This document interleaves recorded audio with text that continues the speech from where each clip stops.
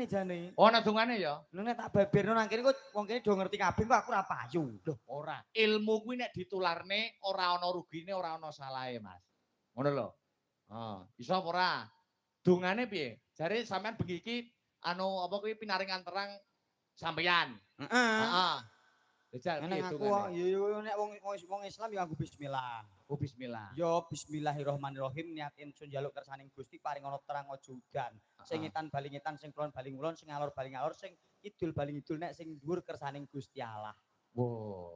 Sik piye dungane baleni? Baleni. Bismillahirrahmanirrahim. Bismillahirrahmanirrahim. Niat kersaning Gusti paring ana seger parasan kali surbidoning sandikala aja udan.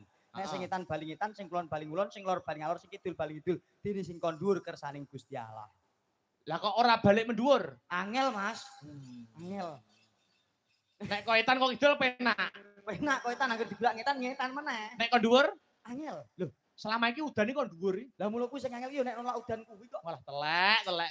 Tak kira nek iso tenan ngono mau piye kok iso. Ya ora wong kabeh iki gumantung kersaning Gusti. Ning menungso wenang ambudidaya. Menungso mung wenang ambudidaya, ana tetembungan kae. Heeh. Menungso mung bisa budidaya ning garis sing pesti ana ngarsaning Gusti Kang Maha Kuwasa. Heeh. Ngono ning alhamdulillah mbok menawa bengi iki Heeh.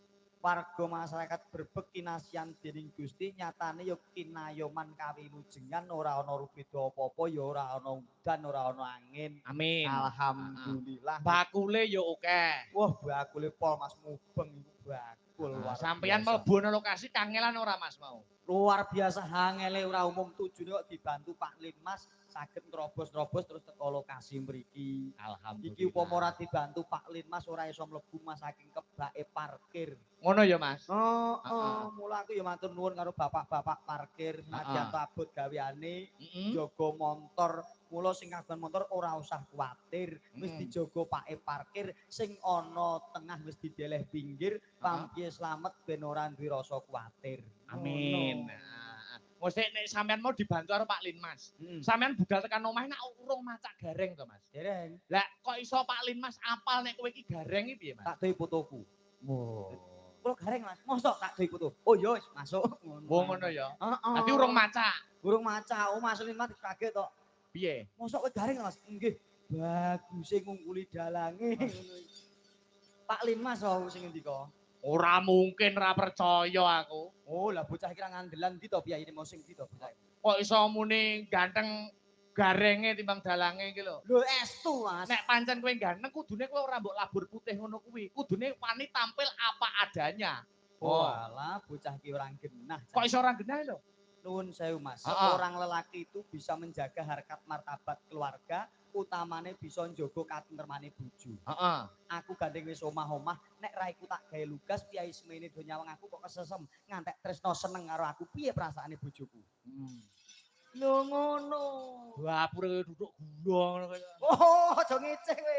Ibarate ula kae sing mandi wisane. Heeh. Nek singa sing mandi siunge, nek wong lanang kan kebagusane, Mas. Oh. Mula Dadi tak upama lugasan ora putih ngono, warga kene ngantek kesengsem, piye nasibe bojomu? Iya. Ora sakit hati seorang wanita. Lho Lho. Ngono kuwi wong lanang sing bakoh iki ngono kuwi. Aja peh bagus adol baguse sapa-sapa di WA. Sapa-sapa senengi. Ana sing wong ngawi, ana sing wong alah ngono gak apik. Siji wae nggo selawase. Sapa kuwi? Kancaku. kancamu. Bocah gak ning kene. Ora. Bocah gak ning kene. Aja ditiru Mas ya. Ora apik. Aku ki niru sing tak contoh ora ana liya kejaba mung Mas Gareng saka Purwodadi. Lah bener kuwi. Mas Gareng kuwi wit biyen jaman sampean karo bojo sampean kuliah kuwi wis kuwi siji dienggo selawase. Satu untuk selamanya. Kuwi ya tak jaga kok Mas. Tenan ora. Aku nek wis entuk cah wedok insyaallah besok mau wis milih ngono ya ora bakal noleh ngiwonengen. Setia siji dienggo selawase. Wis sik to ning sok mben. Iya ya. Saiki jek mbok jajal-jajal sik. Yo aja ngono kuwi to Mas wis. Ngene lho Mas, wong milih wanita kuwi aja mbok padake kaya wong tuku sepatu.